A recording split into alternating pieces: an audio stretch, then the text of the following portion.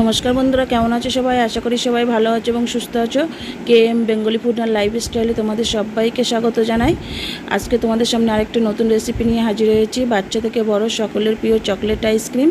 যে আইসক্রিম বানাবো মাত্র 5 টাকা খরচ করে। আর বন্ধুরা, গরম পড়ে গেছে, এই গরমে প্রত্যেকেরই প্রতিদিন আইসক্রিম খেতে ইচ্ছা করে। তো আজকের ভিডিওটা দেখার পরে প্রত্যেকে আইসক্রিম বানিয়ে নিতে পারবে। আর এই আইসক্রিম বানানো ভীষণ সহজ, খরচ যেমন কম হয় তেমন কম সময়ও লাগে। তো তোমরা আজকের রেসিপিটা প্রথম থেকে শেষ পর্যন্ত দেখতে থাকো, আশা করি ভালো লাগবে। আর যদি ভালো লাগে তাহলে চ্যানেলটা সাবস্ক্রাইব করে পাশে থাকারও অনুরোধ রইল। চলো রেসিপিতে যাওয়া যাক। কোনো রকম আগুন না জ্বালিয়ে কিভাবে আইসক্রিম বানাচ্ছি সেটা দেখতে থাকো। এখানে আমি 5 টাকার হ্যাপি বিস্কুট নিয়ে নিয়েছি। আমি 5 প্যাকেট বিস্কুট নিয়েছি, যেহেতু আমি একটু বেশি পরিমাণে আইসক্রিমটা বানাবো। প্রথমে এই বিস্কুটগুলো আমি প্যাকেট থেকে সব বার করে নিচ্ছি।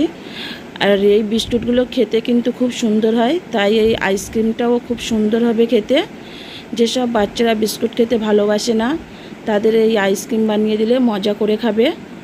দেখো, সমস্ত প্যাকেট থেকে আমি বিস্কুটগুলো বার করে নিয়েছি।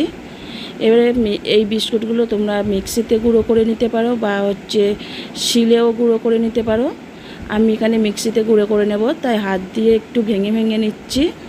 সমস্ত বিস্কুটটা হাত দিয়ে ভালো করে ভেঙে নিতে হবে, তাহলে মিক্সিতে খুব তাড়াতাড়ি এটা গুঁড়ো হয়ে যাবে। আর এমনি বিস্কুটগুলো খুব নরম হয়, আর এগুলো খুব তাড়াতাড়ি গুঁড়োও হয়ে যাবে। তোমরা চাইলে 1 প্যাকেট বিস্কুট দিয়েও আইসক্রিম বানিয়ে নিতে পারো। আমি এবার সমস্ত বিস্কুটগুলো একটা মিক্সার গ্রাইন্ডারে দিয়ে দিচ্ছি। দিয়ে মিক্সার গ্রাইন্ডারের ঢাকনাটা দিয়ে দিলাম। ঢাকনাটা দিয়ে এটাকে সুন্দর করে গুঁড়ো করে নেব। দেখো, খুব সুন্দরভাবে গুঁড়ো হয়ে গেছে, একদম মিহি গুঁড়ো করে নিয়েছি।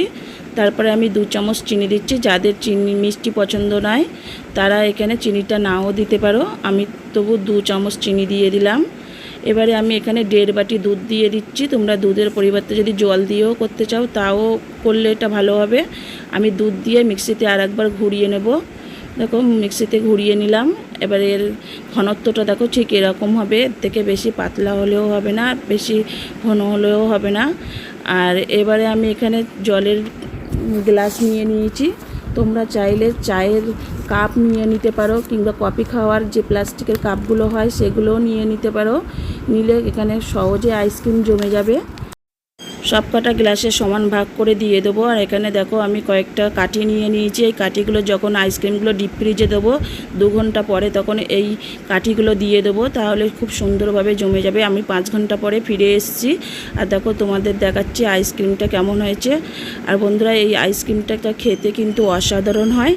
আর এটা 5 ঘন্টা পরে বার করলে একদম পুরো দোকানের মতো আইসক্রিম হয়ে যাবে।